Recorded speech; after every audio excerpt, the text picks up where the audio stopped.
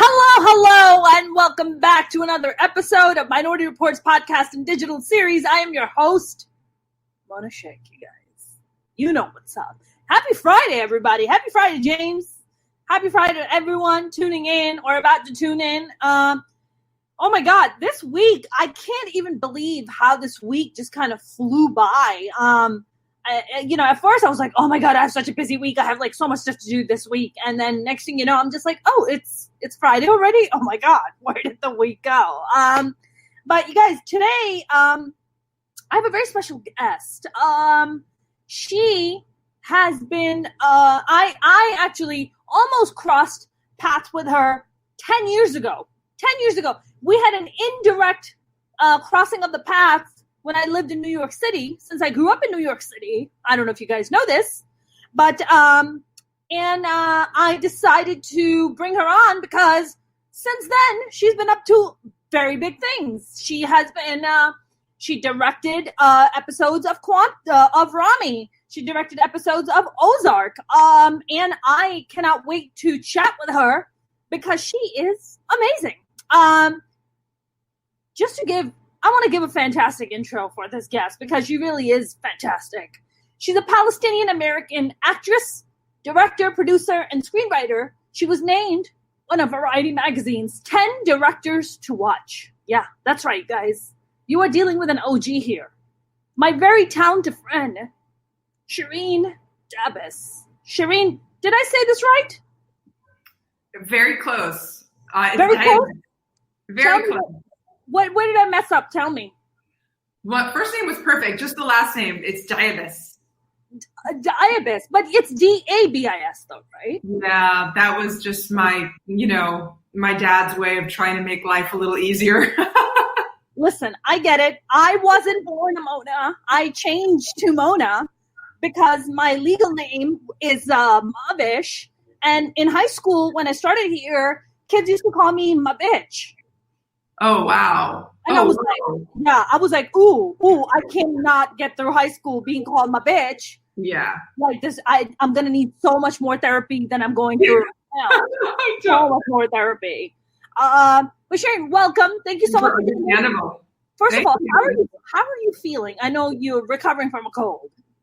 I'm feeling much better. I'm still like on a super early to sleep, early to rise schedule. So I'm a bit of a granny here on the East Coast. It's like 9:15 my time. And that's true. I was in bed this time last night. Not quite, but almost. Oh man. Do you have one of those, like, did you have a fever and a cold where you're like having weird dreams in the middle of the night? Like, I have had some really weird dreams. And I was waking up like continually throughout the night. So I would remember all these weird dreams. I would wake up after one and go like, did I really just, like, how random was that dream? Like, why did I dream that? Is there some truth to those dreams or they're just random? You're reminding me that I actually dreamt last night that my younger sister met a man. And so I need to call her and tell her because I don't think dreams are always that random. Like I'm hoping that this is a premonition that I can assure her that someone's coming. You're the Minority Report for your family. Just seeing all the future right before it happens. You're that's what it is. Cherien, I was reading up about you. Just a little thing that you don't know, you might not know. Back in 2010, I auditioned for May in the Summer for the role of May. You're kidding me. Wait, did you send in a tape? No, I went in person. I had a callback for that. But was I in the room? No, you were not in the room. I don't remember you in the room. So was it in LA? It was in New York. It was. Okay. Oh my God. That is so crazy. Yeah. And when the movie came out and I was like, makes total sense. I could never name would ever play a Jordanian. That's ridiculous. Like that is a ridiculous thing, the ridiculous casting. Like, no, And when I saw you, I was like, that makes total sense. Cherien should play that character. She is the right person for this role. So I remember auditioning for that. So yeah, that was our little indirect interaction that we had about 10 years ago. But Your dad's Palestinian, your mom's Jordanian. That's right. And it's not that much of a different of a culture.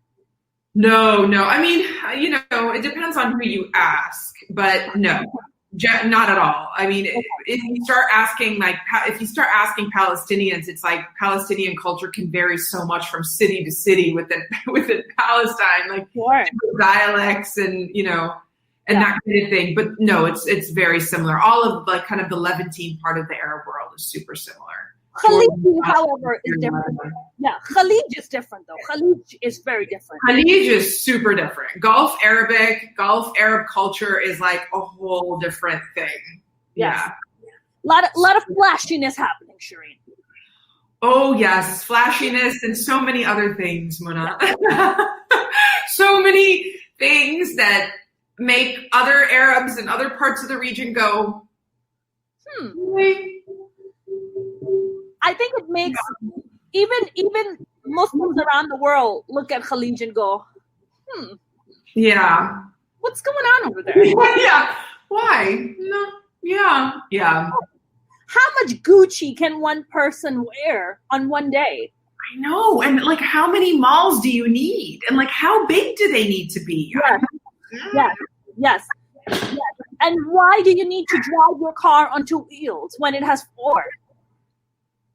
Wait, say that again? Why do you need to drive your car on two wheels when it has four wheels? Right. Why is that? What is that need about? Such good questions. I would love them answered.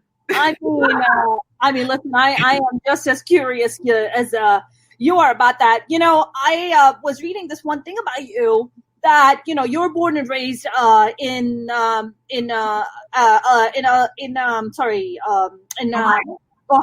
right? But you're not born there.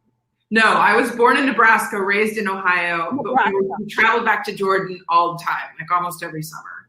Got it. So you're raised where in Ohio? I was raised back and forth. Where in Ohio, Cherien? A really small town in the northwestern corner called Salina.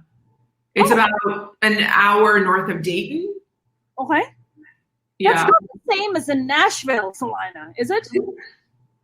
There's a Nashville Salina? There's a Salina in Nashville, in Tennessee, rather.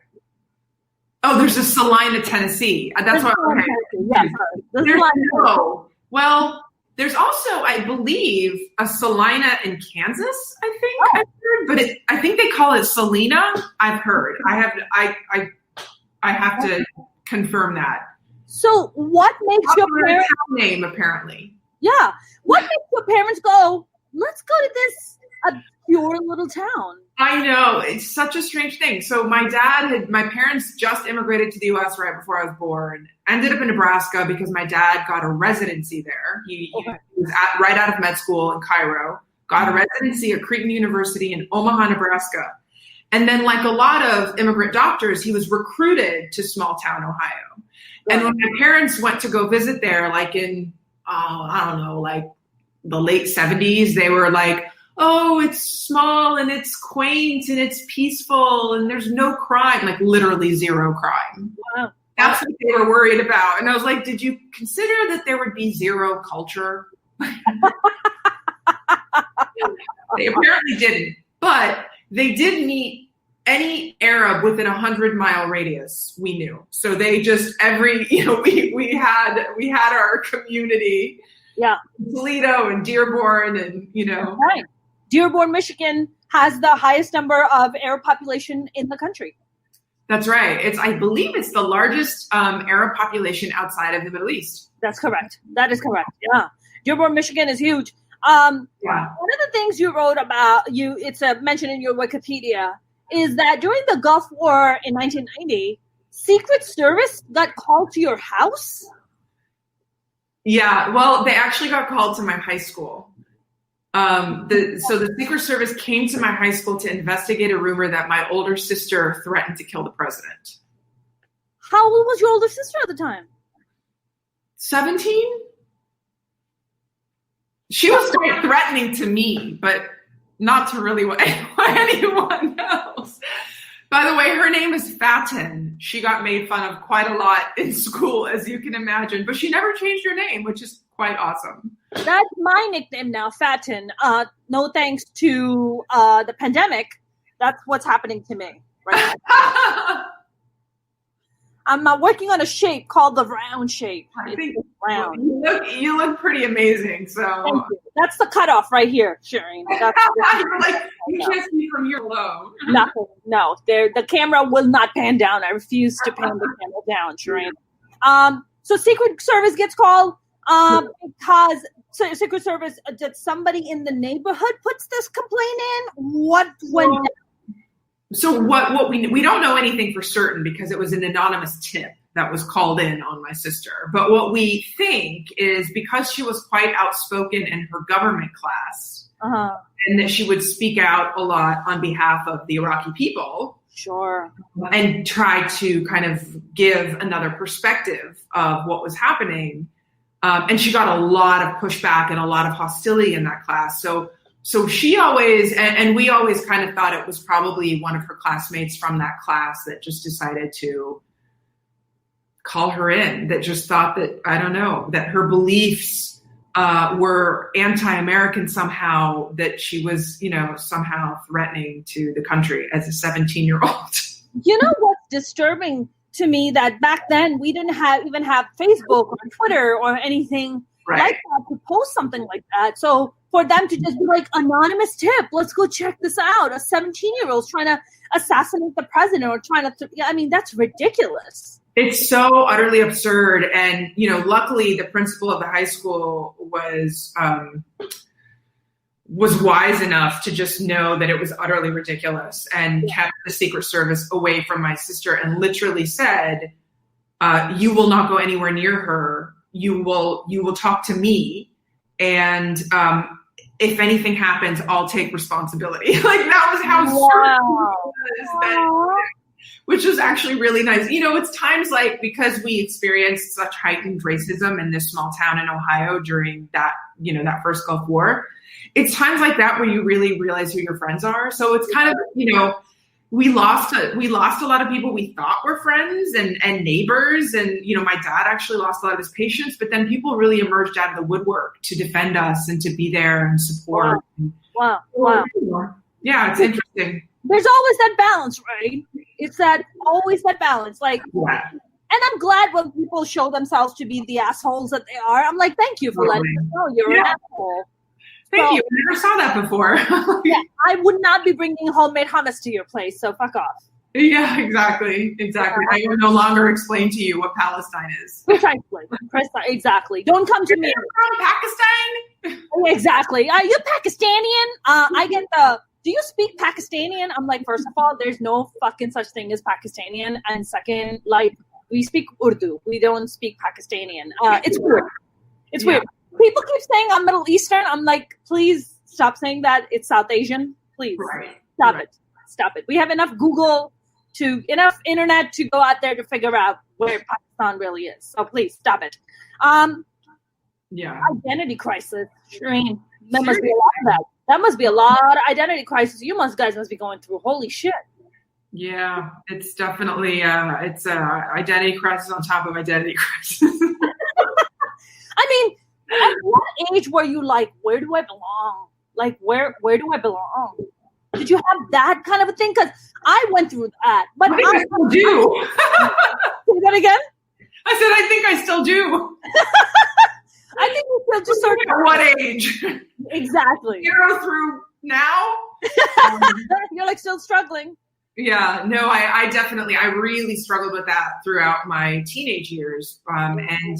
And ultimately, I think it's why I do what I do. Like, I think at a certain point, I just became an observer of things and phenomenon and other people and cultures. And I really, because I just didn't feel like I ever really fit in, I sort of took a step back and I became an observer. I just started watching people and things and writing things down, noticing things. And so I kind of naturally took that, that position, like behind the lens where I could tell a story, where I could watch something unfold. And That's always where I've kind of felt most comfortable, to be honest. And I think that Gulf War was really a defining moment for me, where prior to that, I really wanted to be all American. You know, I was like, can I wake up with blue hair, but with blonde hair and blue eyes, and you know, like that really wanting to fit in, and then the Gulf War happened, and I was like, okay, there's no chance I'm fitting in, and I'm clearly not all American. And I actually swung the total opposite way and just wanted to be Arab. I was like, can we get out of here, please? Like, I don't want to be here. I don't belong here. Why are we here? So, which was great because I started to appreciate my roots, you know. And then at some point, I merged the two and realized it was quite a privilege to be able to draw from two different places. Yeah. Did you speak Arabic growing up? Did your parents teach you Arabic? They did, yeah. Beautiful. At home. I love that. Did you remember growing up, like when these this kind of, you know, you're experiencing this kind of racism at school, your parents are experiencing this kind of racism at work. Are you guys coming at home and having these stories and exchanges and being like, Dad, Mom, I experienced this today? Like, are you guys having these kind of dialogue or? Not always. I mean, you know, we were, my older sister and I were teenagers at the time. And, you know, I had a lot of experiences at school that I don't think I ever told anybody about, frankly. And why, Cherien? Why do you think that is? Not true. You know, I think it's like your awkward teenage years, and you know, like having a friend come up to me and say, "My brother may have to go to war because of you," just like really paled in comparison to what my parents were going through. And I heard them whispering at night, and I know that we were getting death threats and that people were leaving, you know, my dad's office because they didn't want to see an Arab doctor. So I really just sort of kept it to myself. And the things that were bigger deals, we definitely talked about. Like 2 of my sisters have been harassed by the FBI. And then, of course, the Secret Service incident, which actually terrified my older sister at the time. She actually got sick with like a fever of 104 because she was so scared. Jesus, poor thing. So was just like, you know what? I'm not going to talk about it in government class anymore. I'm not going to defend her. I mean, she just not at all. No, she was more, not at all. She was like, this is not going to shut me up. And she was really scared, and I think like didn't go to school the next day, and you know literally got really sick. And then when she recovered, she just went right back to like, that's not going to work. Wow. Which is amazing. She was a senior in high school and like leaving anyway, and now she's like more outspoken than ever. And is she? And what does she do? Is she in the government? She's a lawyer. Yes, she is. Is like in the government. What kind of lawyer? What's that? What kind of law? Well, actually, fun enough, she's currently working as a contractor for in Illinois. So in a way, it is state government. So it is a little bit, but it's also looking at faults in the system. So she's doing interesting work. Right. One of our viewers, our avid viewers, James said the sad thing is that Jordan is a U.S. ally, and the fact that fellow immigrants from who belong to our allies are being treated this way. But what will America be without some racism? Come on now, people. I know, right? Come on. It also, I'm sure, it doesn't help being in a small town where everyone knows, okay, you're Jordanian, but you're Palestinian. Your dad's Palestinian. He's the one that's like kind of the face of the family working as a doctor in town. And then on top of that, his name is Nazih, which is spelled Nazih. So if you've got Nazi in your name and you're Palestinian, things aren't going to go so well in small town Ohio. Bless his heart. Okay, that he had to endure that. It's funny. I have 4 older brothers. So 3 of my brothers were brought here by my mom to get settled around when the Gulf War broke out. And my brothers were being told, my brothers were being told that they're Arab and that they are being watched. They were like, oh, are you guys Arab too? Are you Iraqi? What are you? And we were like, we're Pakistan. They're like, same thing. You're all the same people. We're like, we've never even been to Iraq, dude. Like, what? Like, what the hell? So everybody's just, if you're brown or dark hair, dark features, you're getting roped in. Oh yeah, we're all getting lumped into that same category, especially back then. There's maybe a little bit more nuance now, but that's even questionable, especially in certain parts of the country. Sure, absolutely. So identity crisis. Coming back, I went through identity crisis. My story is a little different than yours because I moved at 15 from Pakistan, so that was very different. So I come here, and then I'm very different. Am I Pakistani? Am I American? But I'm not Pakistani enough for the Pakistanis, and I'm not American enough for the Americans. So, like, you're like in this weird days. And then after like 10 years of going through that, I was like, fuck it. I was like, I am whatever I want myself to be because that's the beauty of America. Right. You know, I mean, you're just like, oh shit, that's freedom. I'm gonna max this out right now. This is great. America. The first time I heard the name of that movie, I was like, somebody gets it. They get it. This is how you pronounce it. My mom every time would be like, we're going to America.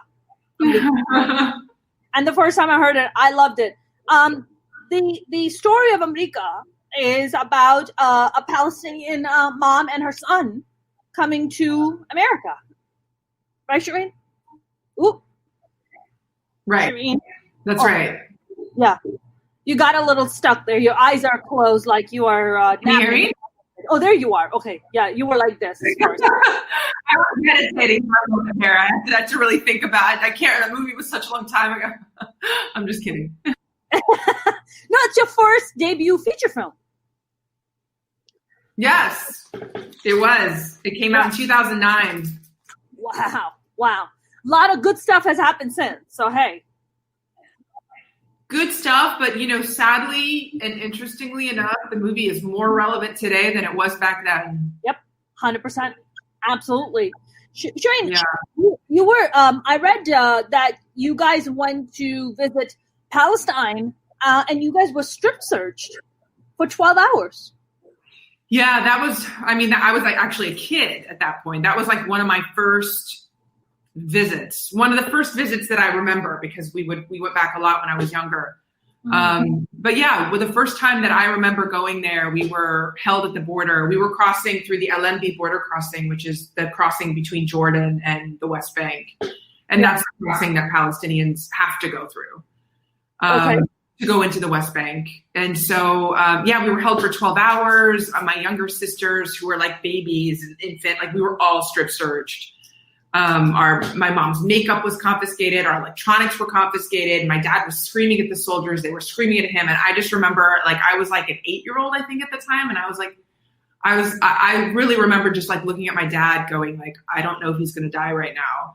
And then when we finally, after 12 hours and my younger sisters were wailing with hunger and we finally were driving into Jerusalem. And I remember poking my head out the window and just taking in the warm breeze and thinking, man, people really don't like us.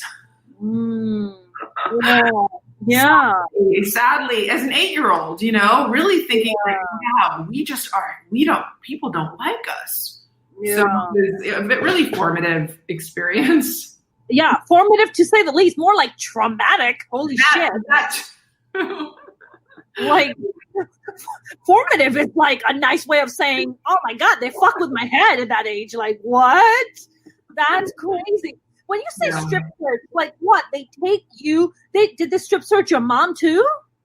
I remember my recollection is they strip searched everyone, my mom and dad, and all of us. So it was literally it's humiliation, which is what they often do. So yeah, everything came off.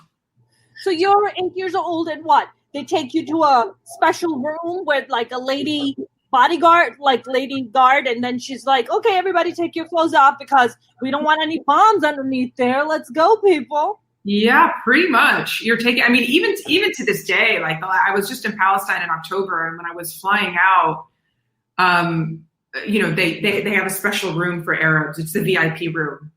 And it's where literally just everything is searched. They pull out every piece of lint from your coin purse. Everything is taken out.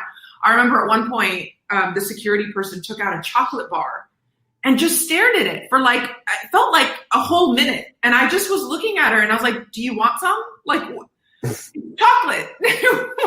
And then I was taken into like a separate room and just like feel, they don't make you take your clothes off, but they will feel the inside of your trousers, like the seams of your pants, like everything. They'll search your hair. They made me take my bra off.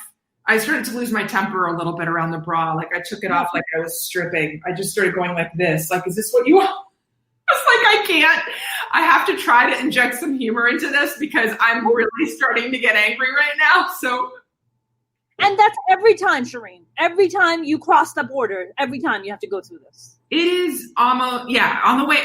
It's different every time, but every time is, every time is something special. So what happens? So this is from Jordan to West Bank. So when you leave West Bank to go back to Jordan, are you going through the same thing? No. Well, what happened, the thing that I'm talking about actually happened at the Tel Aviv airport. So I now often fly in. Going through the Jordanian border, I will avoid the border that Palestinians who have ID cards have to go through, because that's the one where they give you the hardest time. Sure. And I'll sometimes go through another. The northern border is a little bit easier, and then flying into Tel Aviv can sometimes be easier, though I'm usually held at the airport for anywhere from 2 to 4 hours. Every time? Pretty much every time. This last time I went, I was utterly shocked that it was the first time in my life that I got straight in, and I was like, I don't know what just happened. I think it was the chocolate bar, Cherien. I think it might have been. You need to bring more chocolate bars. Was it Kit Kat? Fried chocolate. Was it a good bar? What was it? Good bar, Kit Kat? Only the best. Toblerones, baby. That's the way to go. Because they also look like pyramids. It's just like, here you go. Right. Like a little pyramid action going on. Unbelievable. This is just ridiculous. So crazy. I know that you've been up to a lot of really great stuff. I mean, my goodness, you co-executive produced Quantico, right? What did I do on that? I wasn't a co-executive producer on that. I think I was a producer. I was a producer. You were a producer on that? Okay. I was a writing producer on that for the first season. Got it. Yeah. Can you hear me? I can. Yeah, okay. So you do Quantico. What was your experience like working on Quantico? Quantico was a little bit nutty. Quantico was it was a very interesting, challenging experience, let's just say, especially working on the first season, because I think it took a while to kind of really figure out what the show was and what it was going to be. So it was a bit of a process, and being in that writer's room was exceptionally challenging. It literally felt like, it felt a little bit like being held hostage. It was challenging because you guys were trying to navigate your way and figure out what, like, the There were so many pieces of the story. I mean, literally, like, I would leave the writer's room and I would just have like a massive headache, because it would be like doing story math. It's like doing story math. I felt like we were doing physics all day long, because there were so many characters and so many storylines and so many pieces to interweave. And we just had like all of the story up on the board. And it was just like, it was a lot of, the writer's room can be super fun, but this in particular was really challenging, just with all of its moving pieces. And the showrunner is actually a super brilliant guy. I mean, like, he's just like really smart, and he moves really fast, and he talks like super fast. He talks so fast that you can barely keep up. And I literally would have to record sometimes the writer's room, because I'd be like, I don't know what he's saying because he's talking so fast. Yeah. And it took a while for me to really get into the rhythm of how quickly he moved. Sure. And it was. I'm a bit more chill.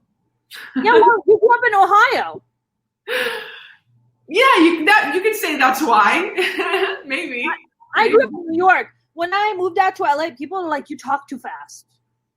That's really funny. They were like, "Why don't you talk too fast?" So I have to constantly slow myself down, because I'm also always running out of breath, because I'm trying to like. Right. Say everything, and my mouth is like, I cannot catch up to your thoughts. Please slow down. Please slow down. Right. Please. So, you speak at the perfect speed for me. It's good. I've been here for 20 years now, so I feel like I'm talking like he was like New York on crack. Oh shit. Like, okay. Yeah, like really turn up the dial on a New Yorker, and then you've got the showrunner. Yeah. Not all showrunners, just this one. I mean, you've been in New York. You've been in New York City for how long now? Yeah, 20 years. I moved here in September of 2001. Woo! Literally days before 9/11. Wow.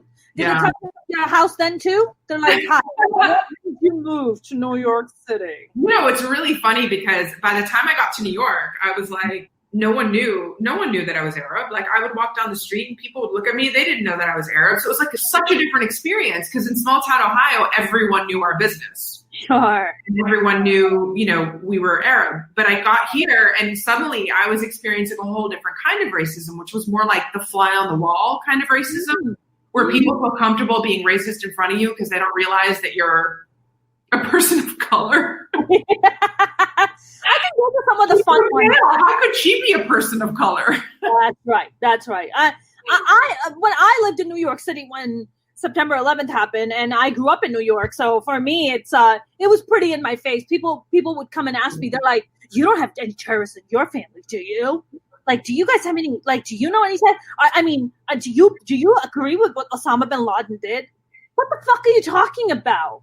Unbelievable. What are you talking about? Like, because I'm a lot browner than you are, Cherien. So I was definitely like being approached with like stupid ass questions, like, "Oh, do you want to? Like, you think have terrorists ever tried to recruit you?" I'm like, no, I'm too attractive. They don't hire attractive people. So no, they did not ever come for me. They come for. I'm not even a virgin. They're never gonna hire me. This is never gonna happen. It's just not in the cards for me, Cherien. It's just not in the cards for me. Yeah, I totally get it. I understand. I mean, it's ridiculous. So you're in New York City, and how much? I mean, you must come to LA all the time. What is like? Why the preference of living in New York City versus in Los Angeles? I just in New York, I feel like I live in the world. It's just between all of the languages spoken and all of the cultures, and just I feel like it's like a microcosm of the world. Whereas in LA, it feels so much more homogenous, and it feels a lot more American to me. Not that that's a bad thing. Yeah. But I missed a little bit the diversity of like the languages that you hear walking down the street. I also miss the people. Like I go to LA and it's like, I mean, look, I love how relaxing it is and it's peaceful and like I love nature and the mountains. It's beautiful. Yeah. Parts of it. Yeah. But I miss walking and I miss people. I feel like walking in LA is so, I mean, I remember when I lived there when I was working on the L Word, and I would walk places and people would look at me like I was crazy. Walking or jogging in Jordan, people look at me like I'm crazy. That's right. Can you as a woman go jogging in Jordan? What is that like? You can, but you definitely risk being hit by a car. It's not very pedestrian or jogging friendly, and traffic can be super chaotic and all of that. So, and you definitely will get a lot of stares. You'll get a lot of people looking at you. Harassment, catcalls. Yeah, definitely. Yeah, for sure. Because in Pakistan, in my second feature film, actually. Because in Pakistan, if I go running in the streets, people will be commenting on my titties and my ass. Like, that's straight up. Right. There you go. They're like, titties looking good. I'm like, thank you, sir. It's like, or like bouncing out. Now, as you get older.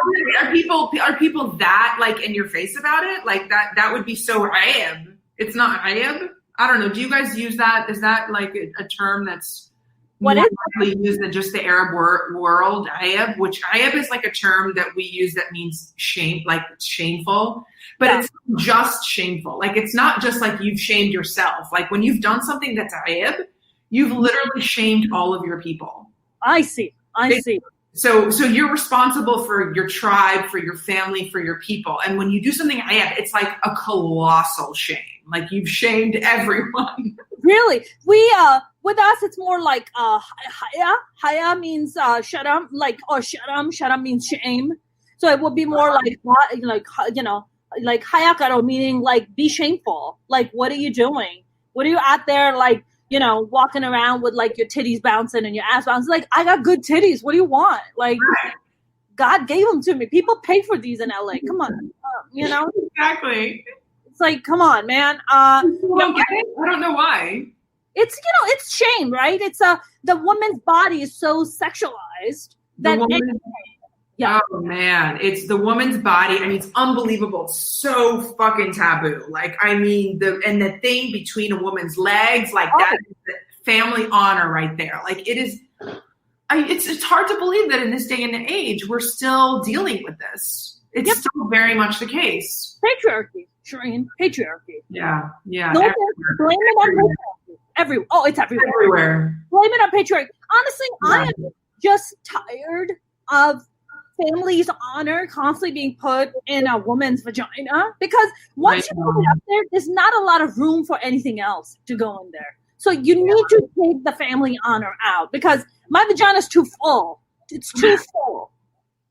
It's heavy. It's full. I'm walking. I'm exhausted. It's a lot. It's a lot for that poor vagina to carry, like it can't carry the shame of all of our people too. Like, come on. You can't even get a tampon in with that amount of in there. Like, you understand? Like, you have to, like, I can't even get a tampon in here. Like, just like, can all of you get out of there already? Oh, it's like, geez, is there a string that I can just pull it out just like a tampon? I mean, pull the fucking patriarchy out of your vagina. You just yank that shit out, man. Where's that fucking yank string? Right? I think there should be like an ad for like a fucking like a family honor tampon. Like, just yank it out. Yank it out. Totally. Nip that honor in the bud, man. Get it the fuck out. It doesn't belong there. Fucking exhausted, Cherien. I'm fucking exhausted of this shit. Cherien, how do you feel about this family honor thing I'm talking about? It's prevalent in South Asian culture. It's prevalent fucking everywhere. But it definitely more in South Asian and Middle Eastern culture, especially predominantly Muslim countries, there is this thing where women are just constantly made to bear this fucking burden where we didn't even ask for it. Right. Do you feel, even in communities here, Middle Eastern communities here, South Asian communities here, I definitely know about South Asian communities. Do you feel in Middle Eastern communities that is still very big, a very big part of the conversation, very big mentality that goes around?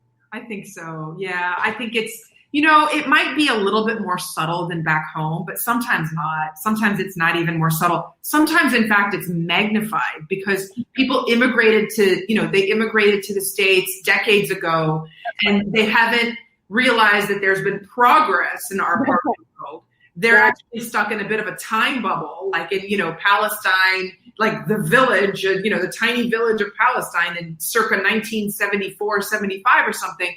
So it's like this village mentality from the 70s that has not progressed. Yep.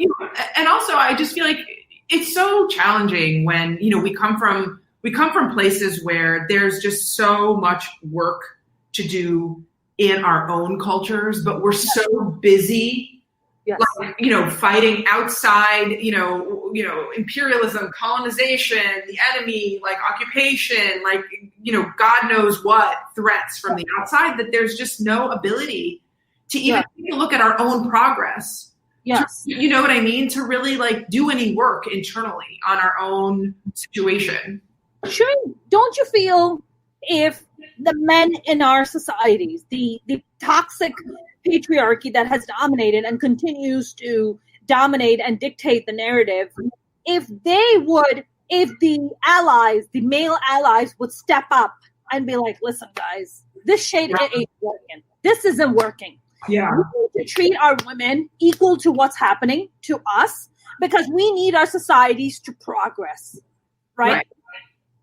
Do you feel that is happening here and back home? No, I don't. I mean, sadly, if it is, I don't know about it, but I don't think it is. And again, I have to wonder. I don't know why. Why do you think that is? I feel one of the factors is what you just said. They moved in the 60s or 70s or even 80s, and they're just stuck in that while Pakistan has moved on, Jordan has moved on, even Palestine has moved on, but they're still stuck in that mindset. But I feel also in America, I think it's about identity. It's about saying, we're going to hold on to this for dear life. Right. How fucked up it is.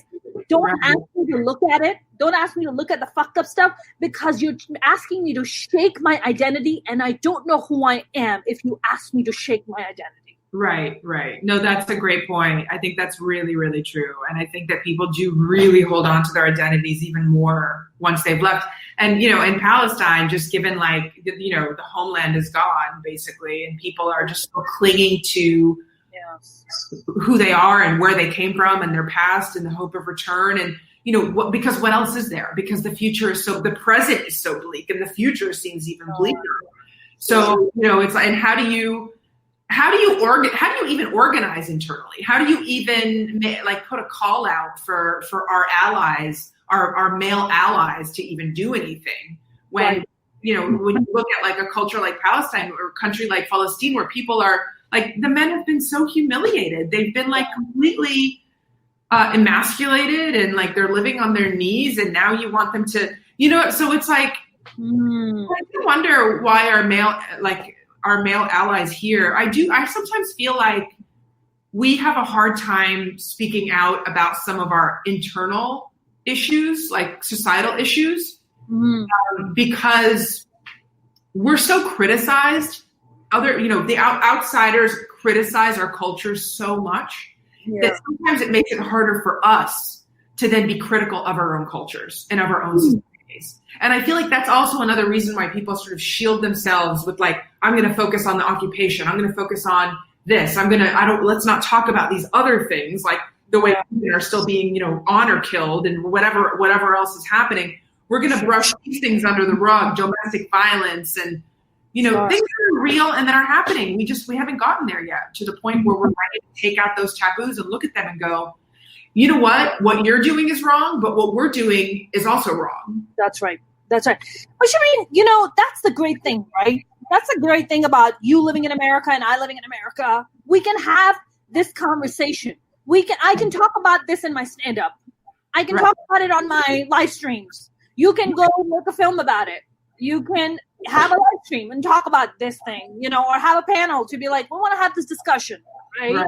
Right. I feel, okay, this is my take on it. I get a lot of shit sometimes from fellow Pakistanis and fellow Muslims even, because I make fun of the dumb shit within the culture. And they don't like it. Especially, it's crazy, because when I make fun of terrorists, people get mad at me. And I was like, no, why are you getting mad? That doesn't pertain to you. Why are you getting upset at that? I'm just making fun of a dude who wants to blow himself up because he's going to get 72 pussies in heaven. Right. What a horrible deal. Virgin? Horrible. Who wants that shit? I want 72 Chippendales in my heaven. Are you shitting me right now? I want them gyrating on me, know all the moves, for fuck's sake. Some experience. Yeah, exactly. Hello. Stupid. They don't like it. They don't like it. I get a lot of shit from them, especially Pakistani. That's surprising to me. Do you think men get do you think your male counterparts get the same kind of shit? Because a lot of them also criticize Islam and the culture and, terrorism. Yeah. Well, they don't. Not on the level that I do, because I'm a woman. Right. How dare you as a woman? Oh, as a guy, you are very bright. Let me hear what you have to say. Right. I would say the same shit and be like, oh, you self-hating Muslim, you self-hating Pakistani. And it's I am none of the above. I'm actually just pointing out, just like I point out the fucked up shit in American culture, I point at the fucked up shit in Pakistani or Muslim culture. Yeah. That's my job. Number one, I'm an artist. Totally. Everything else is secondary. Number one, that's where I come from. I'm a comic, first and foremost. I'm going to make fun of anything and everything. So, fucking, you got to. Take a fucking deep breath. Seriously, deep breath, But yeah, I feel like there's also this thing about like, but you're a woman, like, you know, when you do that, then when you make fun of our culture, that means you give license to everyone to make fun of us. And I'm like, so what? If you're just talking about the fucked up shit, then we'll just talk about the fucked up shit. How do you fix something if you don't even acknowledge it? Right. How do you fix something like that? Cherien, do you feel, as a filmmaker of Palestinian and Jordanian background, do you always feel like your films always need to have a topic or an issue it has to deal with? Do you always feel like it always has to be something about that? Like it has to speak something of that narrative or kind of counter a narrative? Like, do you always feel that kind of pressure? You can't just make a rom-com like Bridesmaids, you know? You know, I do feel that, but I don't see it as pressure. I see it as responsibility, and I see it as, it's why I became a filmmaker. Like, so for me, it's like, I know other people might see that as like the burden of responsibility, and I totally get that. Like, no one should have to feel that they're responsible to tell a counter narrative. But I actually became a filmmaker because I wanted to do that, because I was like, I don't see myself represented. I don't see my people represented. I don't see this narrative anywhere. I want to give voice to this. I want to tell this narrative. And so, and I think, I mean, you know, film and television storytelling is just so powerful, you know, and comedy is so powerful. I mean, comedy to further like social change is really, really powerful. Yep. So I'm all for really taking the issues that I care about at whatever moment in time and really like finding a way to either infuse them into a story or tell a story about them, you know, that's engaging and that's like, that can really be like a part of the zeitgeist, that can be part of, you know, what people see as like, okay, this is the conversation now. I can contribute to something, you know? Mm-hmm. When you became a filmmaker, was that something that came as a shock to your family? Because, you know, immigrant parents, they expect you to become a doctor, an engineer, a lawyer. Like, those are very... No, it's not true. You know? I know, it's so cliche, but it's so true. Like my... When I first told my dad I wanted to be a filmmaker, I was young. I was like in my teens. And he basically said, you can't be a filmmaker. You're Arab. No one's going to care what you have to say. Yep. I was like, way to go, Dad. Super encouraging. Thanks for that one.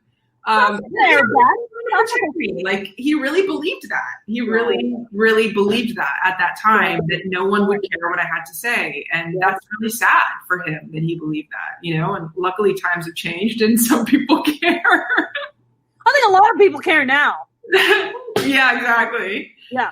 But it definitely came as a shock, but yet it didn't, because I started making home movies. I mean, like really, really hilarious, bad home movies when I was 12.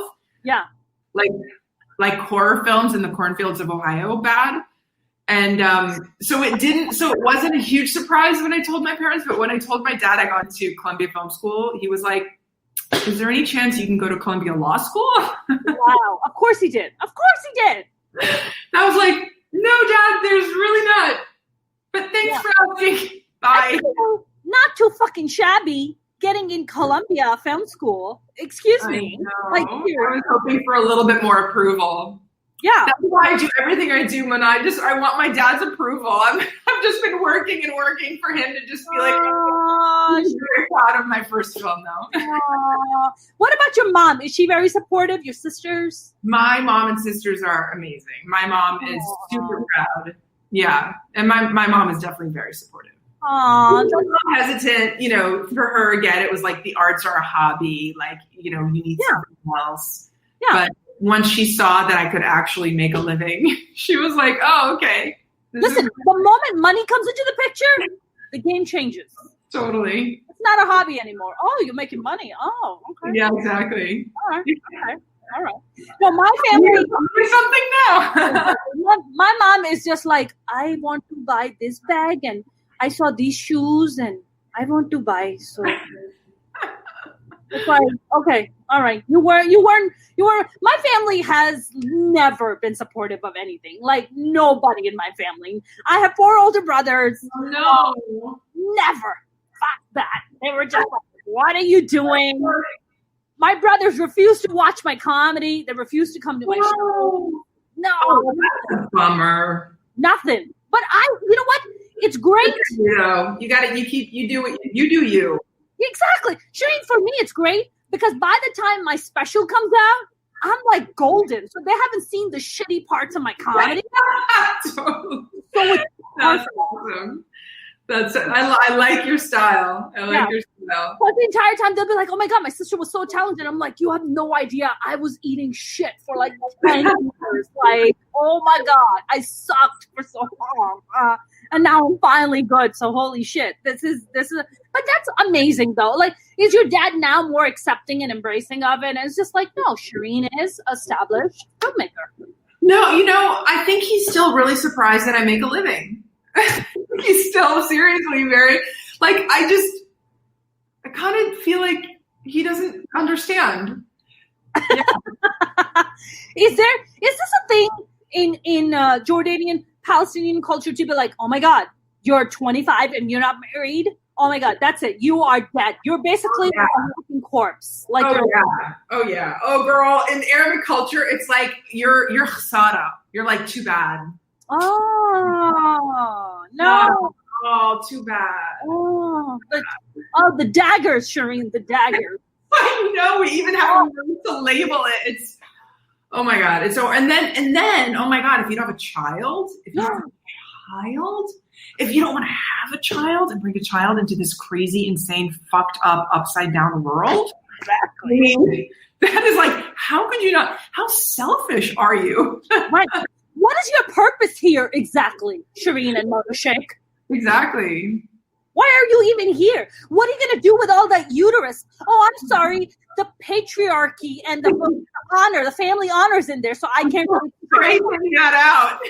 Yeah, the family honor in there, so I can't shove a kid out of that, so I'm sorry. Yeah. Did your family kind of pressure you in your 20s and in your 30s to be like, get married, find somebody? Yes.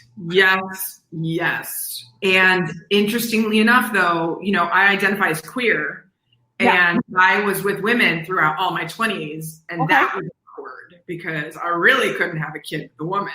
Sure. Yes. Yeah. I mean, you could do a sperm bank. You could. Right, but not in the way that they want me to. Of course not. Yeah. The whole penetration process. Yes. Yeah, that was not. I mean, it's possible, but not in the way that they want. Sure. Exactly. It's just like, Dad, it's a turkey baster. Leave me alone. Okay. Yeah, exactly. Leave me alone. So what age were you when you came out to your family and you're like, I'm queer? Like, and what was that like? Well, I never came out to my dad, actually. He still doesn't know. Shh. Let me go back and edit this, Cherien.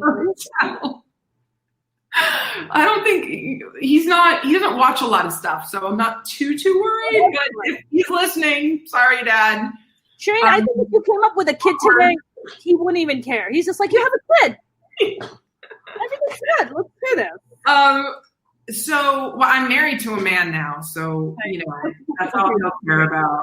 Again, super awkward. So I'm seen as a straight person in the world, which I'm not, and don't want to appear to be. But anyway, when I came out to my mom, it was like, oh my god, it was like so dramatic. I mean, my mom was like, oh my god, Cherien. Oh my god. Wow. Cherien, this is so stupid. What? Yeah. All this beauty, all this talent out the window. It was like literally, I felt like she was like giving my eulogy at my funeral or something. I was like, really? My talent is gone too? Like, when did that happen? Yeah, apparently that happens. Like when you become queer or you are queer, apparently your talent disappears. Did you know? You need to be straight to be talented. I didn't know. I mean, hey, my family does. I'm straight, and they still don't believe I'm talented. So you can't win, Cherien. You can't fucking win. That's why you can't win. Can't fucking win. That's wow, man. Wow. So you're married to a man, and now did you marry a white guy? No, he's Iranian. Oh, okay. I'm married to Norwegian, girl. Oh, yeah, okay, Iranian. What's up? Okay. Yeah, what's up? Did you guys have a Iranian style wedding, or was it like a quiet wedding? It was, I wanted a quieter wedding. Let's just say that. Yeah. I kind of wanted a really quiet, like an eloping kind of a wedding. Okay. But no, we had a lovely wedding. It was family, closest family and friends. It was super chill. It was sort of bohemian. It was a little, we had our Iranian sufra, and it was really. I love that. There was no dabke. There's no dabke dancing. Oh, there was spontaneous dabke for sure. Oh, fabulous. Yeah, there was Arabic and Iranian music. Yeah, we had and American. I mean, it was like a whole hodgepodge. Love it. Love dabke. It was fun. Especially those like hot Palestinian guys. Like I was like, oh honey, goodness. Yes. Yeah. Do the dabke. Yeah, something about that life. Okay. It's really beautiful to watch people do the dabke. I mean, it's a really beautiful. I mean, I can barely do it. Like, but when I see people who are amazing, I'm just like, it's hard. It looks when people do it well, they make it look so easy, and then you do it, and you're just like, okay, can I just belly dance because I'm a little better at that. Just a little bit, not much. Dude, my knees would blow out. Are you shitting me? I know, right? That one going down. I'm not coming back up. I go down. I go down. I am not coming back up. Someone's lifting you back up. I hear you. I'm with you. With us, it's more like the light changing, like light bulb changing dances for us. So it's a little exactly. Yeah. You're not really getting down to it so much. So that's good, So yeah, if you have bad knees, you're good. Like you're good. Like it's all up here. You're totally you're fine. No problem. You're fine. I mean, my God. I know that we are on a limited time, so I wanna get into you directing the amazing Rami. I love Rami Youssef. Rami has been on my Minority Reports live shows at the Comedy Store. I have done podcasts with him. He's just so wonderful. He's so wonderful. What was that like? Did they contact you? Did Rami was just like, Cherien, come in, direct an episode? What was that like? Yeah, well, Rami and I have a mutual friend who introduced us. And so Rami and I were in touch directly from the very beginning. And he wanted me to come on board and direct a block of episodes from the very beginning. And he always knew that he wanted me to direct the episodes about the women and that sort of standalone episodes. And it was amazing. In season 1, I did 4 episodes and, was really a part of the creative conversations around some of them. And it was really so much fun to be part of a show that to me felt like coming home. Yeah.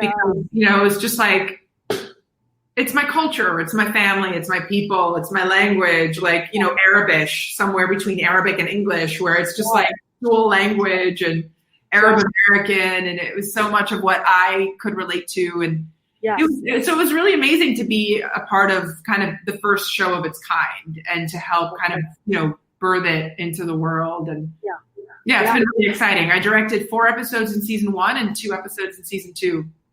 Did you direct the one about the mom going through the crisis?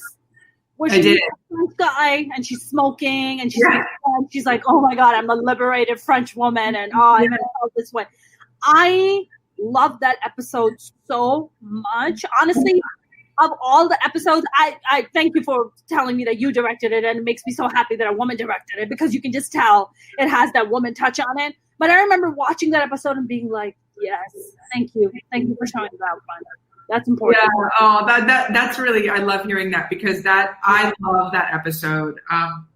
And I always loved, like, the moment I got that script, I loved it. I knew that script was really special, and I knew that episode was going to be really special. And that episode reunited me with the great Palestinian French actress Cherien Dabis, who I've now worked with like 4 different times in both feature films and in Rami seasons 1 and 2. Yes. And so it was amazing to like reunite with her. And then we shot at White Castle, which was like, it felt like a throwback to America, because America, there's the main character ends up getting a job at White Castle. So it was just a really amazing experience that really, like I said, like kind of brought me back to my origins as a filmmaker. Cherien, one thing, I love the second season. Of course, I love the first season. One thing, I noticed about the characters is that every character has its own distinct backstory, and Rami really kind of takes the time to kind of go in and delve in and try to really make them multidimensional. So it's not like just all Rami, but he also goes and explores the backstories of these different characters. It's funny because the uncle played the guy who plays Laith Nockley, who plays the uncle, is my former acting classmate from New York. Oh yeah. And I was just like, wait, yeah. what is happening right now? This is amazing. And he's so great. He's so talented. He's so great. One thing, I was noticing, and please tell me if, like, one thing I noticed about the first season and the second season is that the sister never gets laid. I know. Girl, I tried. I mean, look, Can we get her laid, Cherien? I'm with you. I think that needs to happen. It's really funny because I actually protested in season 1 that she was a virgin at all. I was like, really? Like, isn't that kind of what's expected? Not even a finger, like not even 2. Like, come on, it's like nothing. I know. Well, she did get hot and heavy, and she really wanted to go all the way. But that guy, like, I mean, fetishizing her. That was the story. There was a lot of back and forth on that episode in particular. And it's interesting in television because you have so many different voices chiming in. You've got the creator and the showrunner, and sometimes the writer is a different person. And on that episode, it was a different person. So it was like, those are 3 people. And then you've got the producers, and then you've got the studio executives, and you've got the network executives. So you've got a lot of layers of people. And by the time I came on board as a director, they had been through numerous iterations of that script. Wow. Some of which were like, no bueno. Like, no, you don't want to, there's a lot of confusion around how Arab women should be portrayed. Like it was almost like you could tell there were too many voices contributing to that particular story. Yeah. Yeah. So ultimately, though, I think we landed on something that worked well. I'm with you. Let's get her laid. I was like, everybody's getting laid. I was like, okay, Rami's getting laid the most, and I get it. He's getting so much plus. Good for him. Congrats. I was like, but what about the sister? Let's get the sister get laid. Come on. I know. Just a little bit, like Right. Mahershala Ali, who's in the second season and does a phenomenal job because he is a phenomenal actor. I remember being at a studio meeting, and this guy named Mahershala Ali comes and sits next to me. I don't know who he is, but I hear people walking around and whispering to each other. So I'm just like, maybe he's somebody big. I just don't know because I'm an idiot. I never watched House of Cards. I didn't know. So I'm sitting there and I'm like, hey man, how you doing? He's like, good. I'm like, Mahershala Ali. So that's a Jewish and a Muslim name? So which one are you? And he starts laughing. He's like, are you a New Yorker? I'm like, yeah, can't you tell? He goes, yeah. For 30 minutes, we were both waiting for our meeting. For 30 minutes. That's amazing. Oh my God. His entire journey, how he converted to Islam. Oh, wow. Told me the entire backstory. That's amazing. And I was just like, oh, man, that is such a great.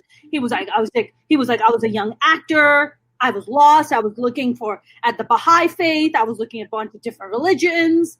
And he goes, I remember being at a bodega in New York City, and and it's Friday, and they're going to the Friday prayers, and I'm like, hey, Cherien, can you hear me? Oh, there you are. I can hear you. Yeah. And he's like, I'm frozen. He's like, long story short, I go to the masjid and I hear the prayers, and he goes, and I start crying, and I don't know why I'm crying. Wow. And he's like, wow. I go home that night and I can't stop crying, and I can't stop thinking about how touched I was when I hear the prayers. Wow. So he shows up to the bodega again, and he goes, hey, are you going to the masjid again? I want to come. And they're like, okay, all right, dude. All right, you can join us. And then they turn and looked at him, the guy who took him, and he goes, you're not Muslim, are you? He goes, no. He goes, but I'm looking at different faiths. And I was like, I heard the prayers and it really touched my heart. And he goes, would you like to convert? And he goes, yes. So he says that quick. Wow. Yeah. Yeah. And then he gets up and he's about to leave and he was like, say that again? That's profound. It's so profound. So profound, you know? And he ended up marrying a Black Muslim woman from Chicago whose father was the head imam of a masjid there. Oh, wow. Yeah. Are you raised Muslim, Cherien? Are you guys Muslim? No, I was raised Christian. My parents are Christian. Okay. Is that Coptic? Coptic Christianity is really in Egypt. In Palestine, it's a lot of Greek Orthodox and Roman Catholic. Oh. Which is what my parents are. So you guys are raised like Greek Orthodox? Yeah. Greek Orthodox and Catholic. Hardcore, dude. I was married to a super religious growing up, so it wasn't a big part of my upbringing. Okay. Yeah, and now I'm actually a Buddhist practitioner. Oh, love that. Love that. I was married to a Greek man in New York.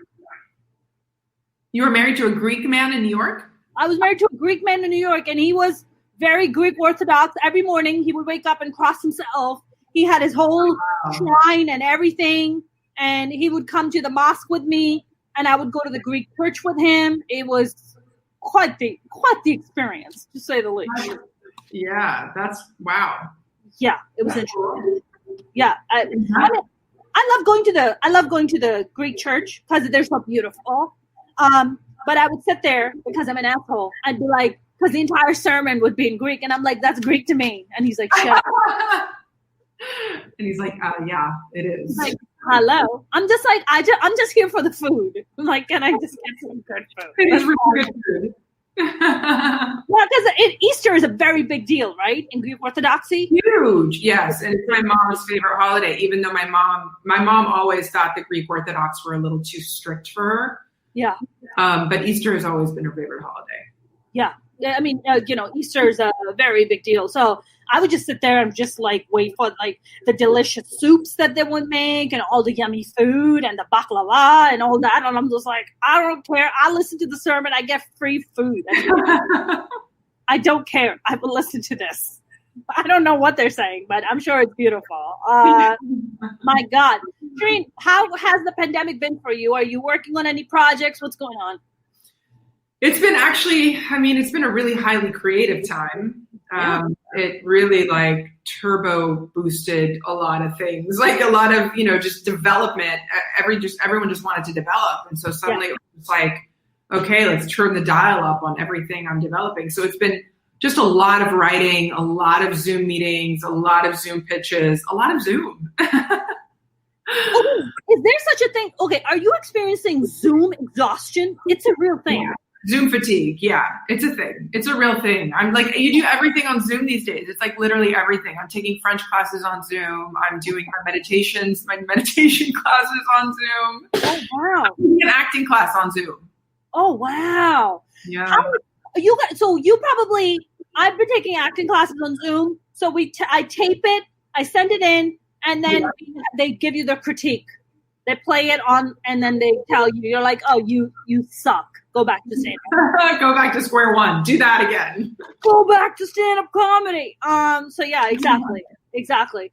Are you acting also, Cherien, now? Are you acting in your stuff? Are you acting in other projects? What's going on? Yeah, it's been a little while since I've focused on the acting and since I've done it, frankly. But I'm totally open, and I've been exercising that muscle now for, I've never really stopped. So yeah, and I intend to continue to act in my own work when it's appropriate, and when there's a role and when it's appropriate. So yeah, I'm excited to do it. Yeah, and there's always like little opportunities that come about here and there, and yeah. You said highly creative. Do you have a film you're working on right now? Like, what are you working on? I do. Yeah, I have a couple of feature films that I'm working on. Two films that I'm working on. One that's actually set here in the U.S. and then one that's set in Palestine. Okay. And then I have 3 shows that I'm in different stages of development on. One that I'm actively pitching. Well, 2 that I'm well, 1.5. One that I'm actively pitching and another one that I'm getting very close to going out with. Got it. So I know you also directed Ozark. Yes. That was amazing. That must have been. How many episodes did you direct of Ozark? I did 2 episodes. You directed 2 episodes. Yeah. And what was that like? Like, holy shit. I mean, Ozark's quite the show. It's it's super intense. But also really, really kind of awesome. Like, I've always been such a massive fan of Jason Bateman. I've been watching him since I was a kid. He lives in my neighborhood. Oh, really? I see him in my whole Great guy. He's really, really lovely. Yes, he is. And he actually really taught me something I think really valuable as a director, which is not to take myself so seriously. Because I can do that. I tend to do that when I'm directing. You know, it's just like, oh my God, there's so much responsibility and there's so much to do. Yeah. And I was actually quite nervous the first day that I was going to be directing him, because he had just directed The Block right before me.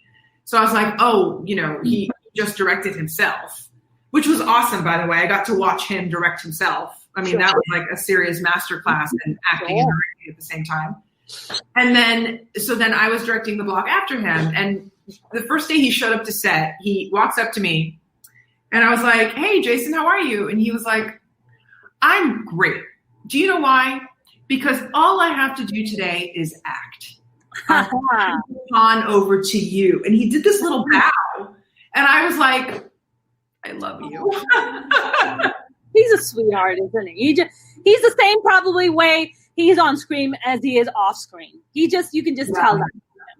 He is just constantly cracking jokes. He's such a funny guy. He's really, constantly laughing at himself, which I just really appreciate. And again, that was part of the lesson of just like, don't ever take yourself too seriously. Always laugh at yourself. Yeah. And he really did. Like, there was just like, and Laura Linney did as well. Interestingly enough, it was like they both had this thing of just like, you know, if they weren't feeling a take, it was just like, okay, and that was some bad acting. Caliber saying that, you know what I mean? It's just like, oh, that's really amazing. I feel like it also, as a creative person, you know, because you have all this responsibility, you know, but you also have to be in that creative space. When you keep it kind of limber, right, you know, more stuff flows through. It's a lot easier. It's a lot easier. You know, it's rather than me being like all intense about going on stage. It's like, we're just cracking jokes backstage and like shooting the shit. And then you're just called out. And then you just go up and you just do your set and just have a good time, you know? Yeah, totally. But, you know, it's so interesting because, you know, on sets, so often the tone of the set is really like from the top down, right? So the people with the most power, if they are really big egos, or if they're like really stressed out, or if they're like just shitty, you know, they treat people like shit. Then that starts to filter down, and you find that there's just tension on set. And I'm like a sponge. Like, I just soak up other people's energy. So if there's tension, I'll find myself getting tight in my body, and I'm just like, you know what I mean? So it's so refreshing to be on a set where someone like Jason Bateman, who's like, you know, he's the most powerful person on that set. Sure. As a producer on the show as well, and someone who was really involved early on, and he's laughing nonstop. So you can relax, you know, even though it's an intense shoot and you're moving quickly and you're doing all these things, you can relax and you don't have to worry, and people are generally relaxed and having fun, and, you know. Yeah. It goes back to the point about everything trickles from the top, right? Everything trickles from the top, right? If you have shitty people sitting up top, it's going to be a garbage set. If it's like awesome, fun people, it's going to be an awesome, fun set. Like, that's what it's going to be. Speaking of shitty people, I've had various female directors on here, and I love talking to them about this. I mean, look, it's hard enough to navigate your way as a female in the world, but then you put yourself in a space of Hollywood and then in a position of director. I mean, you have, I feel, pretty beautifully kind of navigated your way, mainly because you also had a very unique and a very, you know, very, very clear kind of storytelling that you wanted to do. So people knew, like, okay, this is what Cherien is about. Like, Cherien is telling this story. We get it. We get it where she comes from. For you, when you go on sets, besides the ones you experienced in Ozark, has it been where you go on sets and male or even female, lead actresses or actors are just like, it's a first-time director. I don't need to, whatever. You don't have power. I do. Yeah, I definitely have had that. I've had that experience. I've had it on sets. I've had it in writers' rooms. I've had it in meetings. I've had it in the hiring process. I mean, I've had some.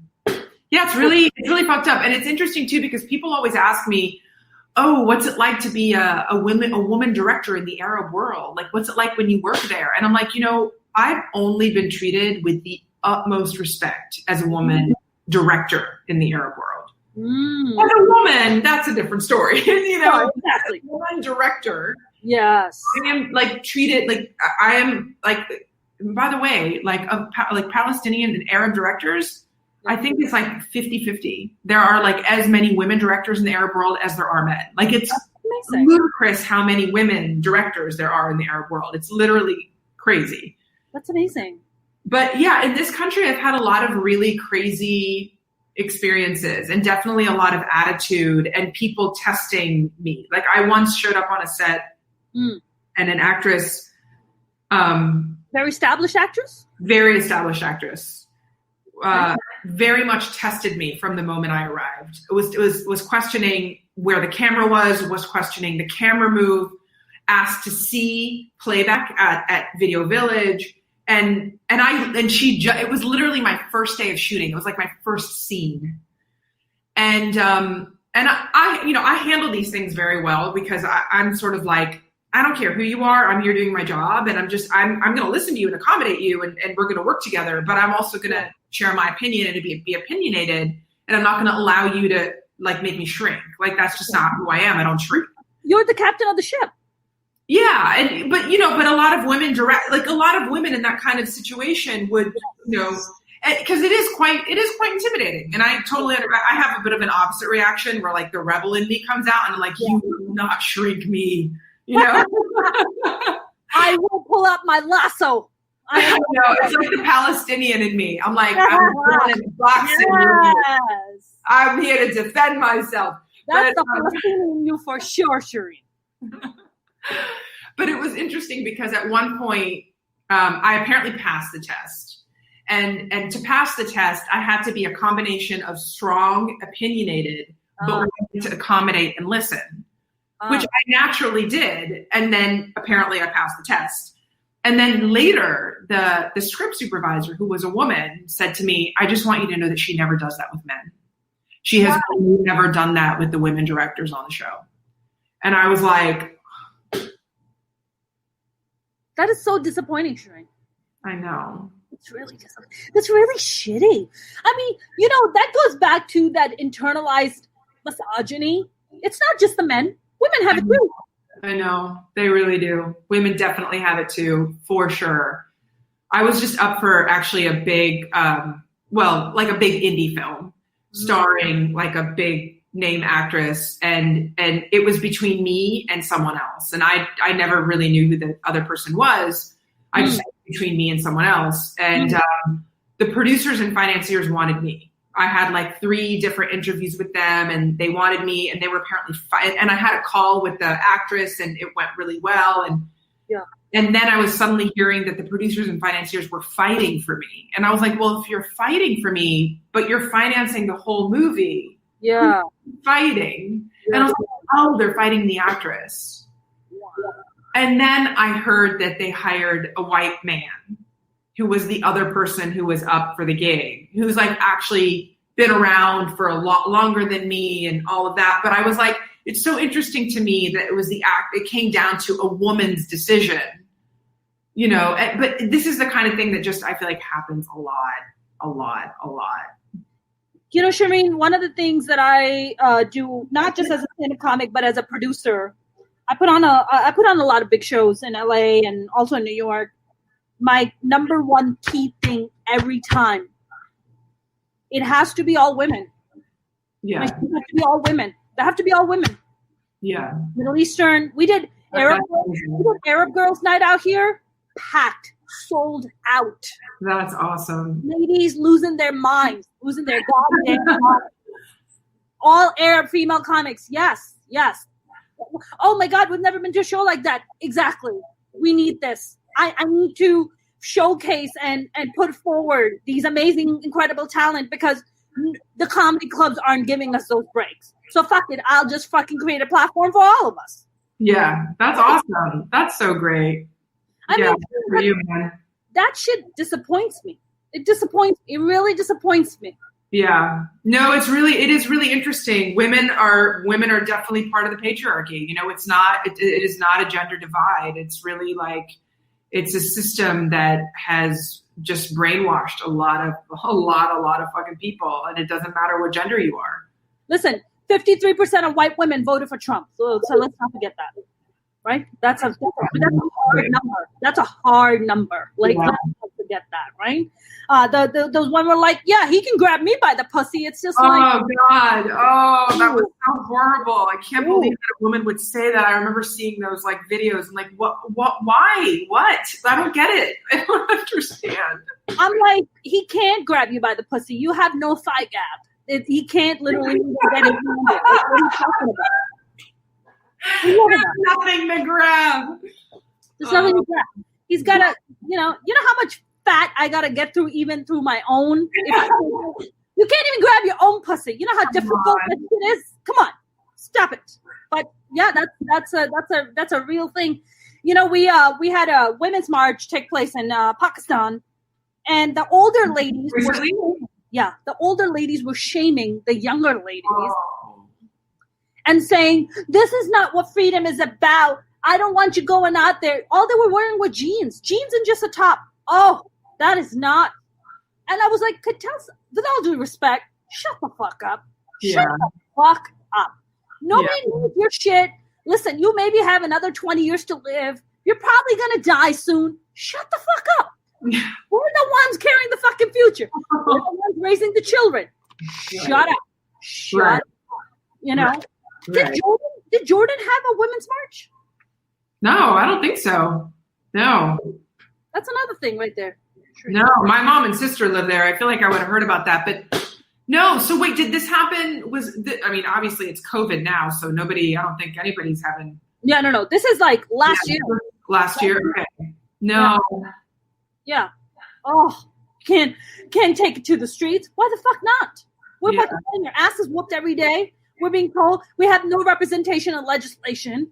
Nobody acknowledges us when they make rules and pass this fucked up Wahhabi laws telling us that we have to consistently cover ourselves and that, you know, there was a rule in Pakistan that if a woman gets raped, she needs 4 male witnesses to verify her rape. 4 male witnesses. If you are a fucking male witness to a rape, the fuck you doing fucking witnessing it? Wouldn't you stop the rape?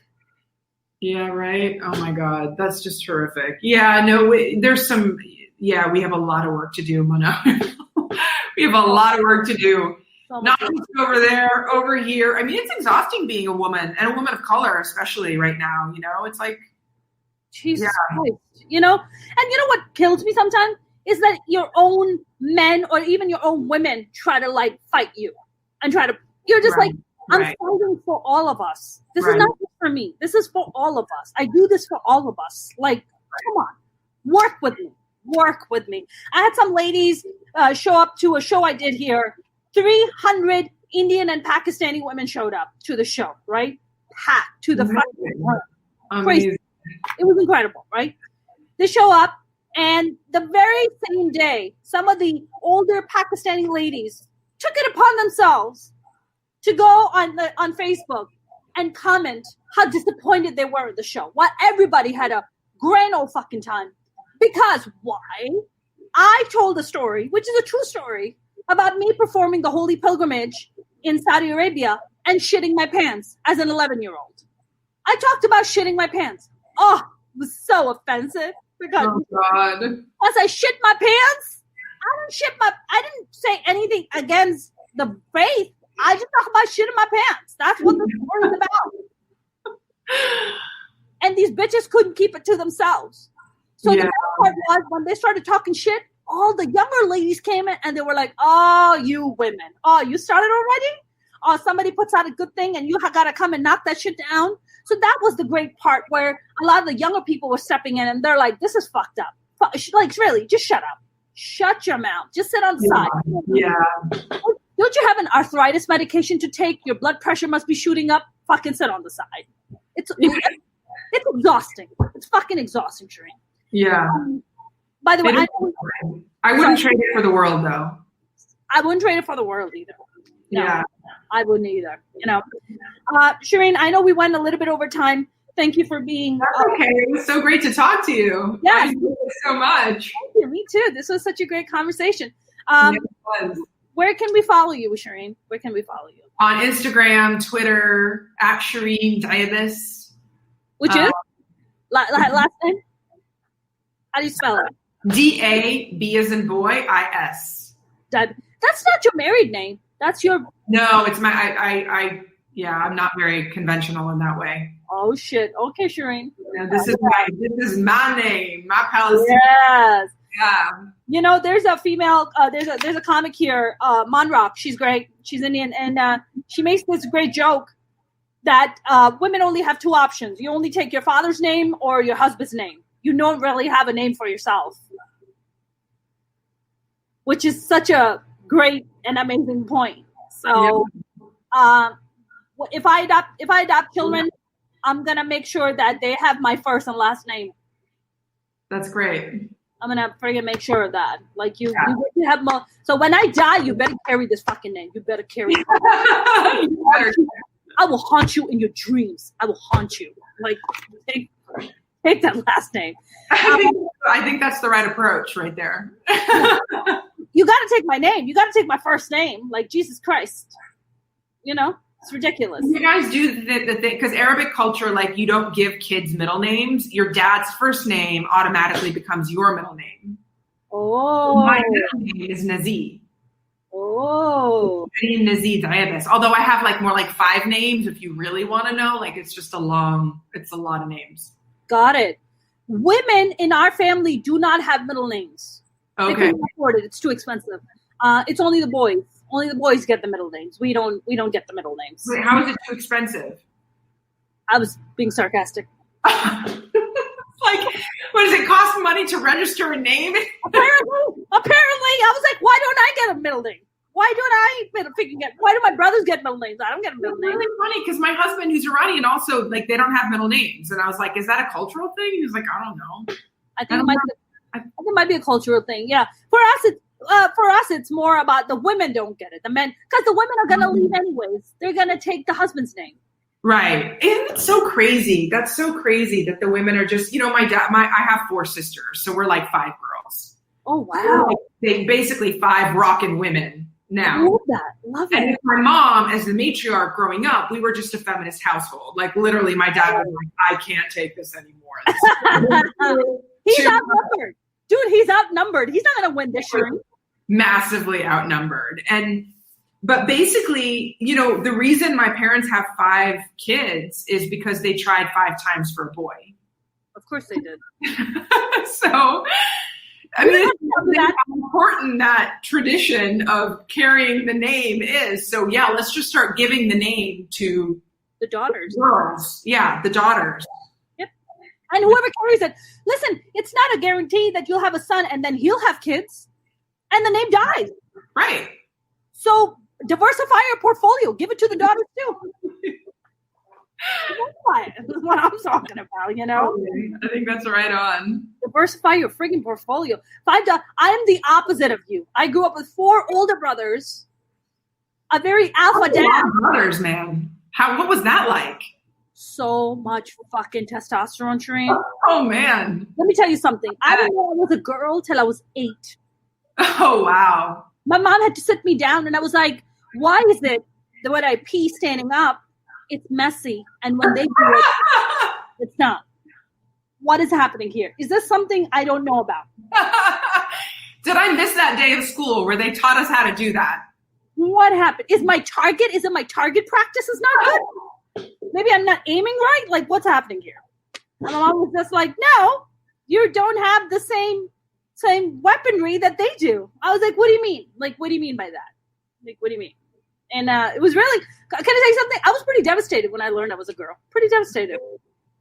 Yeah, because I saw what was happening to women around me. They were being... Right. You know, they were being told that they were... But for me, I think what happened with me, because I saw boys in my family just do whatever, so I was also doing whatever. Right. And, you know, so I was a tomboy. Cool. Yeah. Which is a cool by the way. Say that again? I was a tomboy, too. Yeah. I tried to be my dad's son. Yeah. I could be a boy. Yeah, exactly. Look, I can tuck these titties in. Look, check it out. Totally. They're not that big. They're not that noticeable. Cherien, let me tell you something. When I moved at 15, I had no titties. And when I moved to America and started drinking that milk and started eating that food, my titties just went. Wow. In like 1.5 years. And my mom came and she was visiting. And my mom was like, what happened to your chest? And I was like, what do you mean? She's like, what happened? It's too big. Cover it. And I was just like walking. I was like, oh shit, I gotta like cover these like up. And as an adult, I'm like, fuck it, people pay for these. What? People pay for them. They do. I don't know what happened in my family because my sisters have like massive boobs. Really? Yeah, and I don't know if because I was a dancer growing up and I was like a bit of a contortionist and I was always like rolling over my chest doing these contortionist moves. So I smashed them down or something. You know, they're just.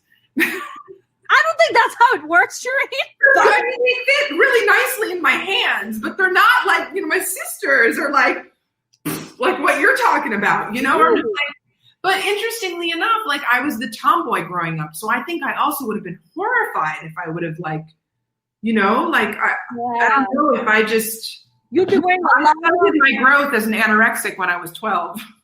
You've been wearing a lot of baggy t-shirts. Let's just put it that way. Right. I'd be wearing probably like, I mean, because I was like literally rolling over my chest doing these like weird things. Yeah, I would have been really wearing a lot of sports bras. I would have had the uniboob with the sports bras, you know? Well, listen, if our men can have unibrow, why can't the women have unibrow? Come on. I know. It's almost fair. Yeah, no, I think for me it was something that I was very ashamed of, you know, because I was made to feel this shame. Like my mom was like, "Oh my God, cover it up. This is awful." My mom belongs to the itty bitty titty committee, so she couldn't understand how the fuck I was rocking. Like, where did those come from? Exactly. She's like, well, and you know what she tells me now? She's like, that is from your father's side. Yeah. And I'm like, hey, man, I'm like, they got rock going on. I was like, you got small titties, bitch. I was like, don't put that shit on me. Yeah, exactly. Like, I got good titties. Like, I'm good. I'm really good right now. Yeah, my mom is, I think she still is like a little, she's always just like covered it up. And I'm like, I'm trying to like show a little more cleave now. The older, like the titties are going. They're going to fucking go. No, let me enjoy let them go. And you know what? Right now in quarantine, it is all about the titties being free. Right. It's all about, you know what? People are going to look back one day at the bra and it's going to be like the corset is to us. Like, how did women wear that? Why? That is so uncomfortable. Like, isn't it time that we moved on from the bra to find something just a little bit more flexible? Agreed. I agree. I wouldn't even mind like a guy that I like and have his hands molded and just have like pop like under my shirt. Like I'm just like, oh, these are so soft, like made of rubber. Just rubbers holding your titties up all day. Nice. Something like that, right? I mean, can you trademark that? Go copyright it or whatever you got to do to like get that shit moving? Start manufacturing it. Let me get working on that right now. This is all these great ideas. See, this is what happens when great minds come together. Totally. Like the titty ideas, like all of this is just coming through. Heads, man. This is amazing. I know it's late for you, so I'm not going to keep you any further. Can you please come back again? Because this was so much fun. This was so much fun. Thank you so much for having me. I enjoyed it so much. You are awesome. Are you coming to LA anytime soon? Are you coming to LA? You know, I was supposed to come there, and I have no idea now with the whole, situation that we're in. I usually spend a lot more time there. But next time I'm there, I will definitely hit you up because I would love to see you. Yes, me too. I would love to. Yeah. I would love to go have some. I don't know, some tea or some dinner or something. I don't know. So that'd be great. We'll go to. We'll go to Tehran Angeles. We'll go to Tehran Angeles. We could do that. Totally. Yeah, we'll totally go to Tehran Angeles. Thank you very much, my friend. Thank you so much for joining. Thank you. Thank you. I will see you soon. Thanks. Yeah. Bye. Bye. That was the wonderful and amazing Cherien Dabis. I hope I said that. I think I said that right. You guys, this was such a fun chat. I hope you enjoyed it. I definitely did. If you haven't subscribed to my channel, it would mean the world to me if you do so. It would be awesome. Until Monday with a brand new guest, I love you. Thank you always for tuning in and supporting. Have a lovely weekend. Stay safe out there. Have a good night.